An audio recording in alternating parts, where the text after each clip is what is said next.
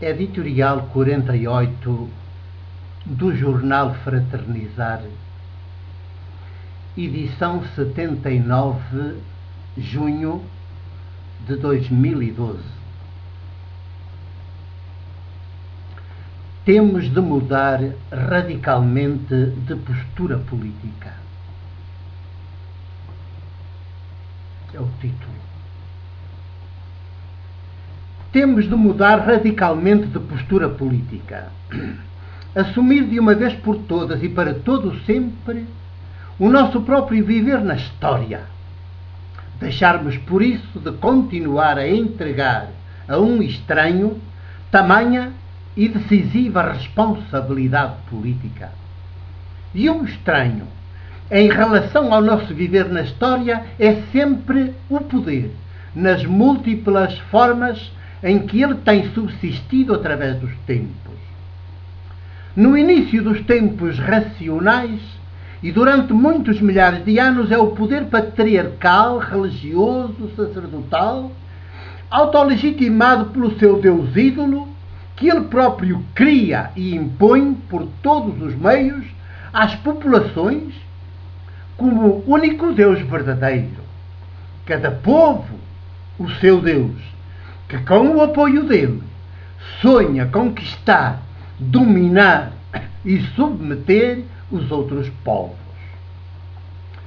Com a fundação do cristianismo em Jerusalém, algumas semanas depois da morte crucificada de Jesus, o filho de Maria, nado e criado em Nazaré, desaparece progressivamente na história a velha concepção, cada povo o seu Deus, e começa a concretizar-se o velho sonho da dinastia de David de domínio absoluto sobre todos os outros povos.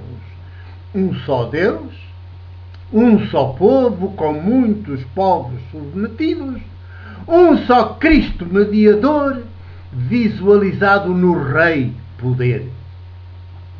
O próprio cristianismo de Pedro e Tiago, ambos judeus e opositores inimigos de Jesus e do seu projeto político maiêutico de sociedade, é o portador deste velho sonho da dinastia de David e do seu mítico Cristo mediador. Propõe-se desde o início esta ciclópica missão histórica: um só Deus, um só povo com todos os outros povos subjugados, um só Cristo mediador, visualizado no Rei Imperador poder, com o qual as populações têm de lidar.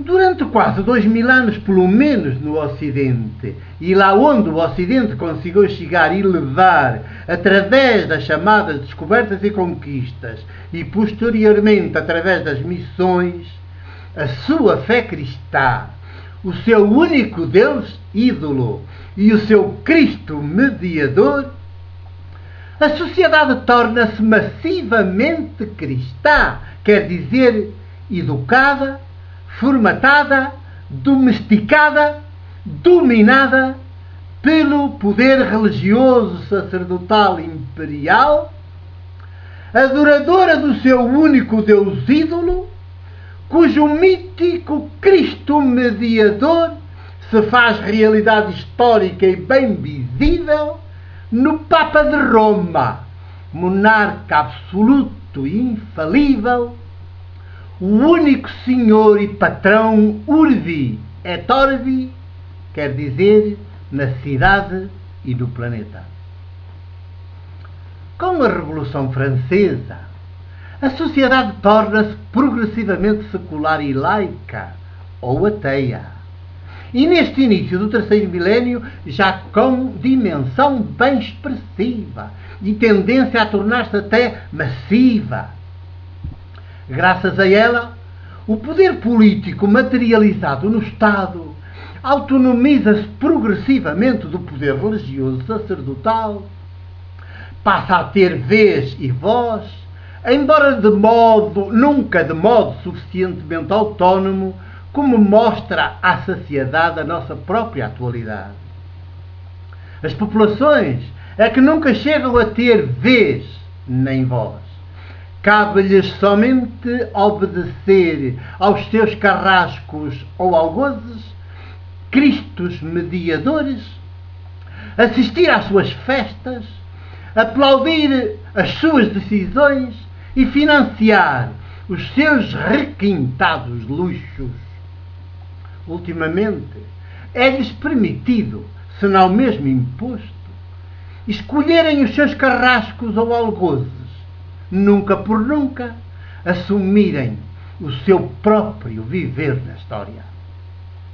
Mais recentemente, emerge na sociedade e de forma cada vez mais galopante e imparável o poder económico-financeiro com que o poder religioso sacerdotal cristão e o poder político, o Estado, têm de negociar e de se entender. Porém, nestes anos de início do terceiro milénio, que são os nossos, o poder económico-financeiro, com o seu Deus ídolo e o seu Cristo mediador, o dinheiro, é já praticamente o único dono e senhor do planeta que as populações e os povos, religiosos cristãos e laicos ou ateus indistintamente, reconhecem e servem, e ao qual confiam por inteiro o seu próprio viver na história, para sua vergonha.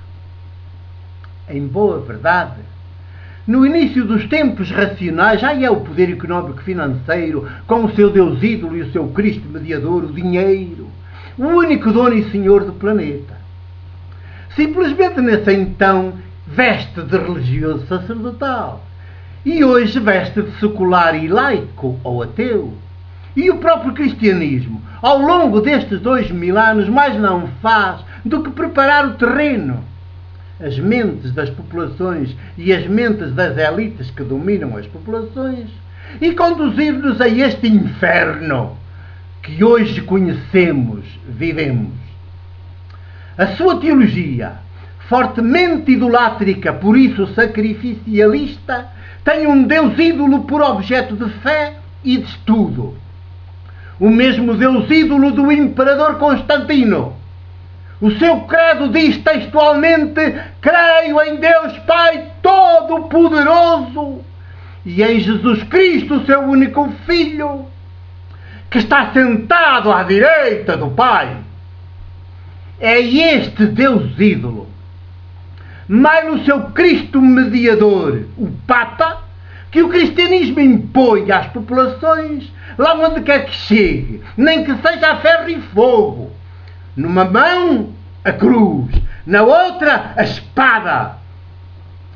Tal e qual como faz hoje o poder económico-financeiro global, com o seu mítico Cristo mediador, o dinheiro.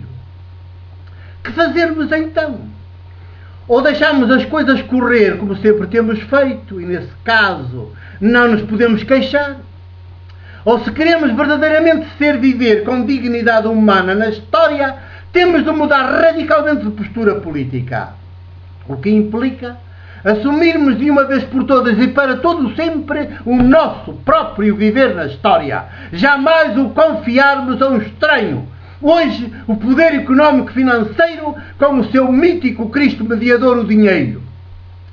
Deixar correr, como sempre temos feito, é a pior escolha que podemos fazer. Por isso, somos estas populações tão paradas, passivas, pacientes, resignadas, humilhadas, que até o próprio Estado, que a todo momento nos domina, humilha, rouba e mata, reconhece que somos e cinicamente nos agradece. Assim nos fez e continua a fazer o cristianismo, intrinsecamente perverso, o grande inimigo histórico de Jesus, das populações e dos povos. Para melhor compreensão desta questão verdadeiramente nuclear, conferir Padre Mário de Oliveira, Evangelho de Jesus segundo Maria, mãe de João Marcos e Maria Madalena, Edium Editores, terceira edição, maio de 2012, primeira edição, março de 2012. O meu abraço e o meu beijo de presbítero da Igreja do Porto.